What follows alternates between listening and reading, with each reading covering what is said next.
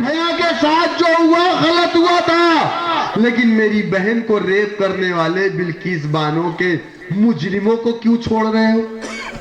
तुम ऐसे पापियों को सड़कों पे छोड़ोगे तो तुम अच्छे माहौल की कल्पना नहीं कर सकते। एक बार, दो बार, तीन बार नहीं, 4 मर्तबा सत्ता की चाबी को अपने हाथ में लिया। आज आपकी हिम्मत नहीं है किसी दलित के बेटे को थप्पड़ मार दो। उसने काशीराम पर इल्जाम लगाया, जिस तरीके से इल्जाम आज बैरिस्टर साहब पे लगता। इल्जाम लगाने वाला मुसलमान है। इलाके की बुनियाद पर आप कमजोर हो सकते हैं, एक ही तरीके से आप मजबूत हो सकते हैं। कलमे ला इलाहा इल्लल्लाह मुहम्मदुर रसूलुल्लाह की बुनियाद पर एक मरकज़े सियासी पर इकट्ठा हो जाइए।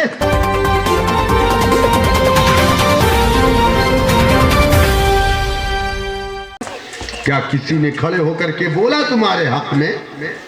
जिस पार्टी को आपने अपनी पार्टी माना, उन लोगों ने कभी बोला या उनके नेताओं ने कभी आवाज उठाई? नहीं उठाई। किसने आवाज उठाई? एक ने आवाज उठाई, जिसका नाम बैरिस्टर असदुद्दीन ओवैसी साहब।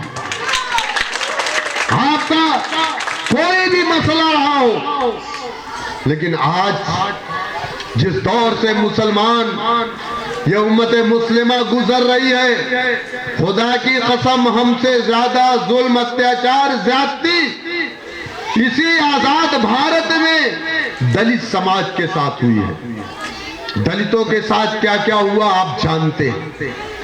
अरे इनके कमर में झाड़ू बांधे जाते थे ताकि ये इनके पैर के निशान ना रहे। कहते थे अगर इनके पैर का निशान रहेगा तो हमारा दिन खराब हो जाएगा। इनके गले में मटकी लटकाई जाती थी ताकि जमीन पर ना तुक्के, जमीन नजिस हो जाएगी। उनकी बहन बेटियों के साथ रेप होता था, उनकी शिकायत कोई नहीं सुनने वाला होता था। ये ज्यादा दिन पहले की बात नहीं कह रहा हूं, पीछे 25 साल पहले की बात कर रहा हूं। इनकी बस्तियों में स्कूल नहीं होते थे, इनकी बस्तियों में जाने के लिए रास्ते नहीं होते थे। शहरों के सारी गंदगी को ले जाकर के दलित बस्ती के किनारे डंप किया जाता था। क्या मेरी बात गलत? लेकिन आज आप बताओ मुझे, कोई दलित बस्ती का नाम बताओ जिस दलित बस्ती के पास स्कूल नहीं, अस्पताल नहीं, उनकी बस्तियों में जाने के लिए अच्छे रास्ते नहीं। अगर उनकी एक बेटी के साथ कुछ गलत होता है तो पूरे हिंदुस्तान का मीडिया चिल्लाता है कि दलित की बेटी के साथ ऐसा हुआ, ऐसा हुआ। लेकिन वही चीज आज से 20 साल पहले होती थी, वो शिकायत लेकर के थाने में जाता था, उसकी कंप्लेन भी नहीं ली जाती थी। ये कहां से इंसाफ मिला उन्हें? ये ताकत कहां से मिली? ये पावर कहां से मिला? मेरे दोस्तों, मेरे बुजुर्गों, मैं आपसे भी पूछ रहा हूं, ये पावर कहां से मिला? ये पावर अगर उन्हें मिला तो वो सियासत से मिला, सियासत से मिला, सियासत से मिला। जबकि हिंदुस्तान की जो पार्लियामेंट है, मैं अपने उन लोगों से, इंटेलेक्चुअल तबके तक अपनी बात को पहुंचाना चाह रहा हूं जो सुबह शाम बैठ करके कहते हैं कि नहीं हमको MIM की जरूरत नहीं। मैं उन तक अपना मैसेज, वो मेरे भाई है, मैं उनसे कहना चाह रहा हूं, हिंदुस्तान की पार्लियामेंट में 543 MP बैठता है। कितना? 543। 543 MP में 131 MP SC समाज का होता है, यानी दलित समाज का। और कब से? आजादी के बाद से 131 MP जिस समाज का, उस समाज के इलाके में स्कूल नहीं, उनकी बहन बेटियों के साथ बलात्कार, उनकी शिकायत सुनने वाला कोई नहीं, उनके इलाकों में जाने के रास्ते नहीं, उनके बच्चों को स्कूल में एडमिशन नहीं, उनके बच्चों को सरकारी नौकरी नहीं। कब? जबकि उस समाज का 131 MP हिंदुस्तान की पार्लियामेंट में बैठा था। लेकिन वो MP अपने समाज के लोगों पर हो रहे अत्याचार पर चुप था, खामोश था, मौन था, कुछ नहीं बोलता था। जिसके बारे में मान्यवर काशीराम जी जब पंजाब की सरजमीन से निकले आप जानते हैं ना काशीराम कहां से आए थे? कहां से आए थे काशीराम? काशीराम लखनऊ के रहने वाले थे या लखीमपुर के? नहीं मालूम। मेरे दोस्त, सियासत को सीखो। आपसे अच्छा सियासतदान कोई नहीं हो सकता, क्योंकि आपका आइडियल अगर कोई सियासत में है तो अल्लाह के रसूल सल्लल्लाहु अलैहि वसल्लम है, जिन्होंने अपनी 23 साल नबवी जिंदगी में 23 साल नबवी जिंदगी में 22 लाख मुरब्बा मील पर हुकूमत की थी और इस परचम को 23 साल के अंदर पहुंचाया था। आप उनको अपना आइडियल मान करके सियासत करो। सियासत गलत नहीं है। मस्जिद नबवी में बैठ करके अल्लाह के रसूल सल्लल्लाहु अलैहि वसल्लम सहाबा इकराम के साथ बात करते थे, सियासी बातें करते थे, मशवरा करते थे और वहां से हुकूमतें चलाया करते थे। लेकिन आज मेरे दोस्त, काशीराम पंजाब से आए थे, आए उत्तर प्रदेश में। उत्तर प्रदेश की सरजमीन पर जब देखा कि जाटव समाज कितना है उत्तर प्रदेश में, आप जानते हैं, जो लोग, हम तो ऐसा से कमतरी का शिकार हो गए ना कि हम बहुत थोड़े हैं, हम बहुत कम हैं, हम जीत नहीं सकते। अरे जीत हार तादाद से नहीं, इत्तेहाद से होती है। अल्लाह सुब्हानहू तआला कहता है, कुलिल्लाहुम्मा मालिकल मुल्क तूतिल मुल्क। अल्लाह जिसको चाहता है दुनिया के अंदर हुक्मरान बनाता है। आप इस आयत से इनकार कर दोगे क्या? आप कुरान से इनकार कर सकते हो? अरे आपने कभी अपनी सफों में इत्तेहाद नहीं पैदा किया। कितना दलित है मालूम है? आप जानते उत्तर प्रदेश में, सुन लो, आज मैं वो भी बता दे रहा हूं आपको, शायद ना मालूम। 22% दलित उत्तर प्रदेश में है। कितना? 22%। दलितों की कितनी जातियां हैं उत्तर प्रदेश में, आप जानते हैं? नहीं जानते आप। एक दलित का इतना छोटा बच्चा बता देगा, क्योंकि सियासी एतबार से वो बेदार है। उसको काशीराम ने बेदार कर दिया है सियासी एतबार से। अब 20 साल नहीं, 40 साल तक वो पीढ़ी सियासी एतबार से मजबूत रहेगी। 22% दलित और कितनी जातियां हैं? 16 जातियां। कितनी? 16 जातियां हैं। एक जाति उत्तर प्रदेश में 11% है, जिसका समाज का ताल्लुक मान्यवर काशीराम से था, महन मायावती से और बाबा साहेब भीमराव अंबेडकर से। उसकी तादाद कितनी है? 11%। मान्यवर काशीराम का कोई रिकॉर्ड नहीं मिलता कि उस 11% वालों के अलावा दूसरे दलित समाज की बस्तियों में कभी उनको देखा गया। कोरी भी दलित होता है, पासी भी दलित होता है, हिंदू धोबी भी दलित होता है, दंगल भी दलित होता है, वाल्मीकि भी दलित होता है, खटिक भी दलित होता है। लेकिन कभी काशीराम उनकी बस्तियों में नहीं गए। काशीराम किस बस्ती में गए? जिस बस्ती में उनके समाज के लोग, यानी वो 11% वाले जो जाटव समाज है जहां रहता था, जिसको संविधान में अछूत कहा गया है, उसमें गए और जाकर के क्या कहा? है मेरे समाज के लोगों, अगर तुम ये समझ रहे हो, आप लोग थक तो नहीं गए हैं? आप लोग अगर थक गए हैं तो मैं अपनी तकरीर को खत्म कर दूंगा। क्या कहा? ऐ मेरे समाज के लोगों, अगर तुम ये समझ रहे हो कि 131 MP जो SC है, ST है, जो दलित है, हिंदुस्तान की पार्लियामेंट में बैठा है, वो तुम्हारे ऊपर हो रहे जुल्म और अत्याचार पर अपना मुंह खोलेगा? कभी नहीं खोलेगा। क्यों?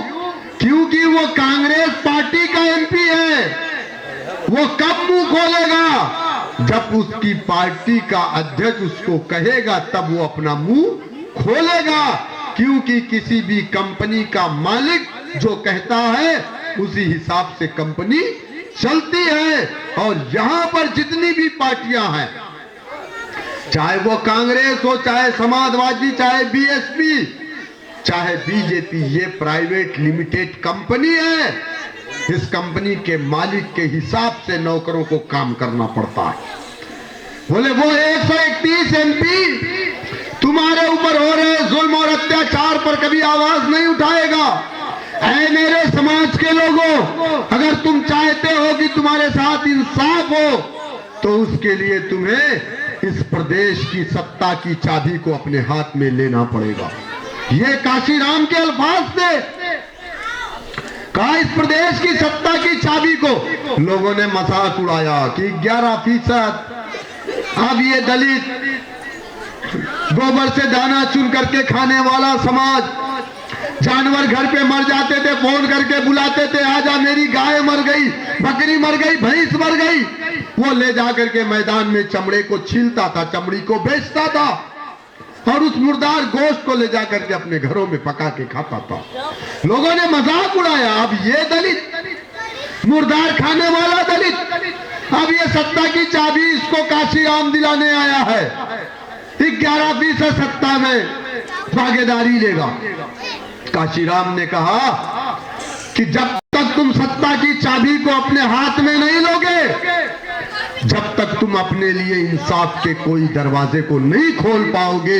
यही वो सत्ता की चाबी है जिससे तुम अपने लिए इंसाफ के सारे दरवाजे को खोल सकते हो। लोगों ने मजाक उड़ाया, पुराना कांग्रेसी दलित, उसने काशीराम पर इल्जाम लगाया जिस तरीके से इल्जाम आज बैरिस्टर साहब पे लगता।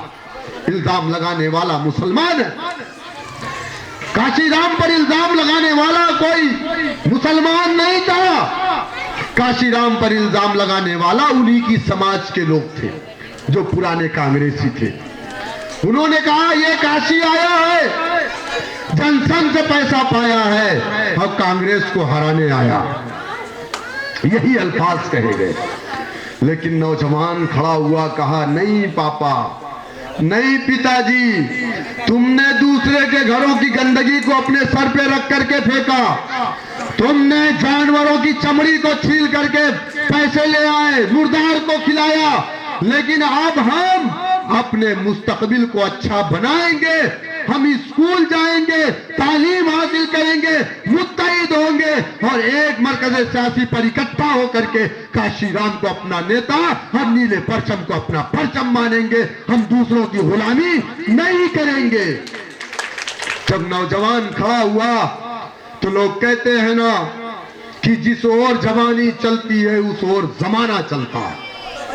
जब नौजवान खड़ा हुआ तो बाप मजबूर हो गया, उसने कहा नहीं बेटा ठीक है, अब फ्यूचर तेरा है, मुस्तकबिल तेरा है, हमने कांग्रेस की गुलामी कर ली लेकिन हम तुझे गुलाम नहीं देखना चाहते, हम भी चाहते हैं कि तू विधायक बन, तू एमपी बन, तू मिनिस्टर बन, चीफ मिनिस्टर बन, तू डीएम बन, तू एसपी बन, तू एसएचओ बन, तू एसडीएम बन, पटवारी बन।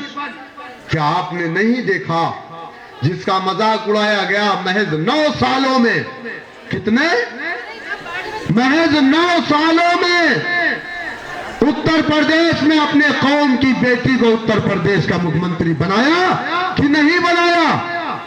बैठ जाओ मेरे भाई, कुछ भी नहीं है, बच्चे हैं, बैठ जाओ बैठ जाओ बैठ जाओ। महज 9 सालों में उत्तर प्रदेश का मुख्यमंत्री अपने कौम की बेटी को बनाया। आप मुझे बताइए कि आज उत्तर प्रदेश का वो कौन सा ऐसा थाना है जिस थाने में दलित का बेटा और उसके बदन पर खाकी वर्दी नहीं है? क्या दलित का बेटा डीएम नहीं बना? क्या दलित का बेटा एसएचओ नहीं बना? क्या दलित का बेटा एसडीएम नहीं बना? क्या दलित का बेटा डीजीपी नहीं बना? क्या दलित की बेटी इस प्रदेश की मुख्यमंत्री नहीं बनी? एक बार, 2 बार, 3 बार नहीं, 4 मर्तबा सत्ता की चाबी को अपने हाथ में लिया। आज आपकी हिम्मत नहीं है किसी दलित के बेटे को थप्पड़ मार दो, जेल जाओगे या 50,000 देकर के कंप्रोमाइज करोगे। क्या मेरी बात गलत? ये ताकत किसने दिया? ये ताकत उसको सियासत ने दिया और कोई ताकत ने उसको बड़ा नहीं किया। आज एक चीफ मिनिस्टर हमारे प्रदेश के अंदर जो एक मंदिर, एक मठ का पुजारी आज इस प्रदेश का मुखिया बन रहा है, और बड़े बड़े लोग जिनके नाम से तूती बोलती थी, जिसका नाम लेकर के लोग अपने कारोबार चलाते थे, आज उन लोगों के मकान को जमींदोज कर दिया गया। आज खुद भी जेल में, बेटा विधायक वो भी जेल में, भाई एमपी है उनका भी नंबर जेल में जाने का, बीवी के ऊपर मुकदमा, भतीजे पर मुकदमा, रिश्तेदार पर मुकदमा, ससुर पर मुकदमा। और एक इलाहाबाद वाले अतीक भाई जेल में, बड़ा बेटा उमर जेल में, उसके बाद का बेटा अली जेल में। क्या ताकत नहीं थी इनके पास? इनके घरों को तोड़ दिया गया, रहने को घर नहीं, करोड़ों की संपत्ति को कुर्क कर लिया गया। किसके कहने पर? एक बाबा के कहने पर। यह ताकत है सियासत की। लेकिन आपने सियासत में हमेशा एक काम किया, गुलामी का काम। आपने दूसरों की गुलामी की। आप कभी अभिषेक मिश्रा के पीछे पुछलग्गू बन करके दौड़े, अभिषेक मिश्रा के लिए आपने वोट मांगा।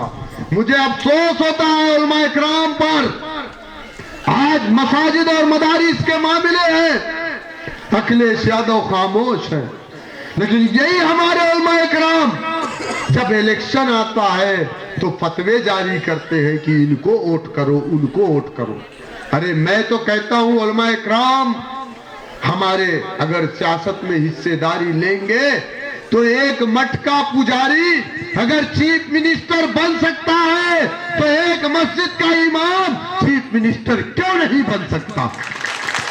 और जब एक मस्जिद का इमाम चीफ मिनिस्टर बनेगा तब जाकर के इस प्रदेश में बसने वाले तमाम कौम के लोगों के साथ इंसाफ होगा। क्या मेरी बात गलत? क्योंकि इस दुनिया में अगर कोई अदल कायम कर सकता है तो कलमा ला इलाहा इल्लल्लाह मुहम्मदुर रसूलुल्लाह पढ़ने वाला कायम कर सकता है। मेरे दोस्तों, मेरे बुजुर्गों, आप इंसाफ कैसे कायम करोगे? 500 रुपए में वोट डाल दोगे तो कहां से? आप सभासद के पास जाओगे तो कहां से सभासद आपको रिस्पांस देगा? अभी देखा मैंने एक, ये कौन सा वार्ड है, वो 101 नंबर, इसी वार्ड का मामला है मुझे लग रहा है शायद। यहाँ के पार्षद जो है उनका भतीजा जाकर के हमारी किसी माँ बहन को गाली दे रहा है। इसी वार्ड का मामला है ना? हाँ? जब उन्होंने कहा कि जा, काम नहीं कराया, 5 साल आया नहीं, अब क्या आया वोट मांगने, तो वो गाली देना शुरू कर दिया, गुंडागर्दी शुरू कर दिया। मुझे कल मालूम पड़ा, वीडियो मैंने कल देखा। अगर मुझे पहले मालूम पड़ता तो वो बहुत पहले जेल जा चुका होता। मेरे दोस्तों, मेरे बुजुर्गों, मैं आपसे यही कहूंगा, वो जो प्यादे हैं ना, उन प्यादों के चक्कर में मत पड़ो। ये वही परिंदे हैं जिनकी आंख को बंद करके 3 दिन तक जगाया गया, फिर बाद में खिलाया गया। समझ रहे हैं ना? एक बार मौका दीजिए, एक बार मौका दीजिए। आजकल एक मामला टीवी पे चल रहा है, श्रद्धा श्रद्धा श्रद्धा चल रहा है ना। आप बताओ मुझे, एक श्रद्धा नहीं, अभी परसों की आजमगढ़ जिले की घटना है। आजमगढ़ जिले में अहरौला थाना, जहां का मैं रहने वाला हूं, वहां की घटना है। हमारी एक बहन, हिंदू बहन, क्या नाम उस बहन का था? उस बहन का नाम आराधना प्रजापति। किसने मारा उसको? प्रिंस यादव ने उसको 5 टुकड़े करके कुएं में फेंक दिया। खबर मिली आपको? टीवी पे देखा आपने? अगर आपको श्रद्धा से इतनी मोहब्बत है तो ये आराधना से क्यों नहीं है? क्या ये हमारी बेटी नहीं है? क्या ये भारत की बेटी नहीं थी? श्रद्धा को मारने वाले का नाम मुसलमानों जैसा है। इसलिए तुम सुबह से शाम तक श्रद्धा श्रद्धा श्रद्धा चला रहे हो, इसीलिए ना, ताकि तुम एक पैगाम देना चाहते हो कि मुसलमान क्रूर होता है, मुसलमान कातिल होता है, मुसलमान रहम दिल नहीं होता है। तुम ये मैसेज देना चाहते हो। अरे तुम अनाड़ी ड्राइवर को देख करके तुम गाड़ी पे दोष दे रहे हो, है ना? क्योंकि भाई आप बड़ी अच्छी कोई गाड़ी टोयोटा की फॉर्च्यूनर ले लीजिए नई, और उस पर गाड़ी जिसको चलाने ना आए उसको बैठा दीजिए, तो वो क्या करेगा? वो तो बाहर तक निकल नहीं पाएगा, कहीं ठोक देगा। तो अब टोयोटा कंपनी की गलती है कि ड्राइवर की गलती है? तो मैं कह रहा हूं वो जो लड़का है जिसने हमारी बहन श्रद्धा के साथ गलत किया, वो लड़का गलत है या इस्लाम गलत है? लेकिन तुम उस लड़के का नाम मुसलमान जैसा है, इसलिए सुबह से शाम तक तुम टीवी पे चला रहे हो ताकि लोगों को मुसलमानों से और इस्लाम से नफरत पैदा हो जाए। तुम नफरत बो रहे हो। मेरे दोस्तों, मेरे बुजुर्गों, आपको मैं बताऊं, इसी महीने में, नवंबर के महीने में, दिल्ली के अंदर हमारी एक बहन जिसका नाम था गुलशान, उसका कत्ल हो गया। 1 साल का बच्चा उसके सामने उसको मार दिया, काट के गले को फेंक दिया। मारने वाला कौन था? राहुल। टेलीविजन पे देखा आपने कहीं? नहीं ना? क्यों? अरे ये गुलशान भी भारत की बेटी थी, वो राहुल दरिंदा है, उसके बारे में क्यों नहीं चला रहे हो? एक निर्भया के साथ जो हुआ गलत हुआ था, लेकिन मेरी बहन को रेप करने वाले बिल्किस बानो के मुजरिमों को क्यों छोड़ रहे हो? तुम ऐसे पापियों को सड़कों पे छोड़ोगे तो तुम अच्छे माहौल की कल्पना नहीं कर सकते। पागल जानवर किसी को नहीं पहचानता। अगर आज उसने मुझे काटा है तो कल तुझे भी काट लेगा। अगर वो रेपिस्ट आज मेरी बहन के साथ गलत किया तो कल तेरी बेटी के साथ भी गलत कर सकता है। लेकिन अब वो तेरा भाई इसलिए बन गया क्योंकि उसने मुसलमान के साथ रेप किया था, इसलिए तू नहीं चलाएगा।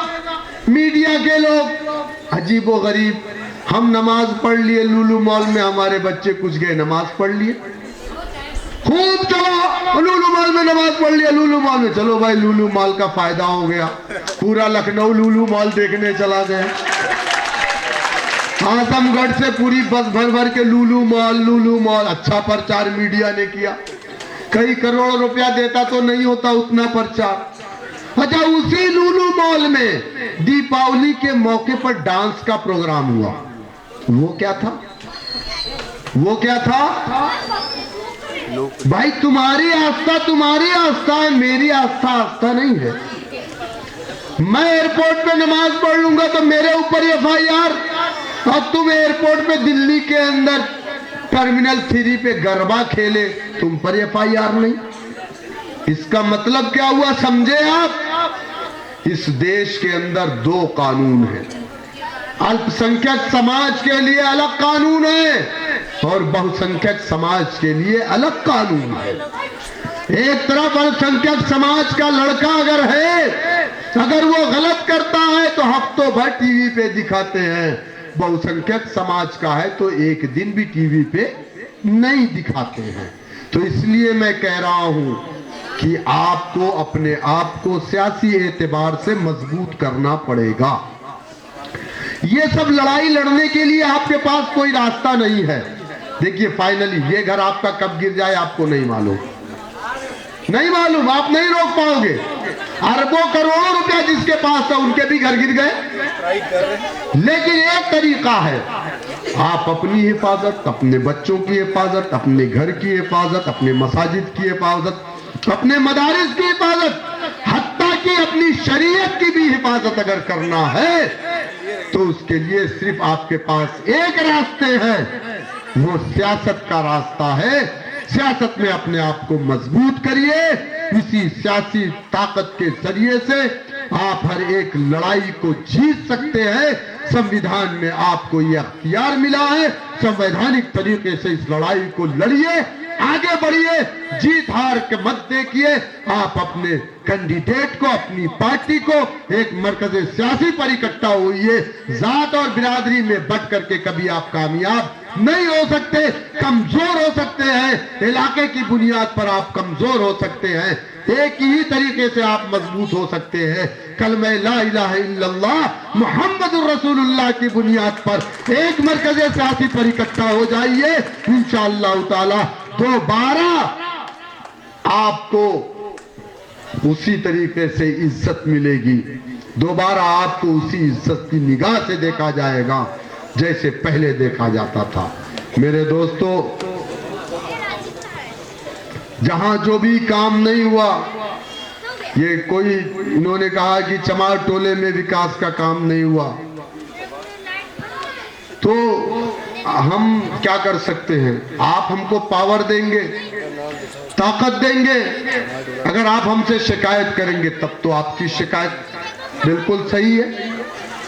लेकिन जिन लोगों ने काम नहीं किया, जिनको आपने 70 सालों से आजमाया है, कितना आजमाओगे भाई? बस करिए, खत्म करिए। अब अपनी पार्टी को वोट डालिए, अपने नुमाइंदे को कामयाब करिए। मैं आप तमाम का शुक्रगुजार हूं। जनाब असलम साहब जो आज इस प्रोग्राम के दूल्हा है, जिन्होंने इस महफिल को सजाया है, डॉक्टर आफ्ताब साहब, जनाब शुक्रिया, जज़ाकल्लाह खैर, जिन्होंने इस महफिल को सजाया है, अजीजुर रहमान खालिद साहब, यहाँ पर मौजूद जनाब लईक साहब, हमारी पार्टी के तमाम जिम्मेदार साथी, हमारी जिला सदर ख्वातीन से, मैं आप तमाम यहाँ पर मौजूद हमारी माँ और बहनें, हमारे नौजवान बुजुर्ग, मैं तमाम का ममनून मशकूर हूँ कि मुझ जैसे नाचीज को सुनने के लिए आपने अपना कीमती वक्त दिया। मैं आपका शुक्रिया अदा करता हूँ, बहुत बहुत शुक्रिया। वाखिर दावान अल्हम्दुलिल्लाहि रब्बिल आलमीन। अस्सलामु अलैकुम व रहमतुल्लाहि व बरकातुहू।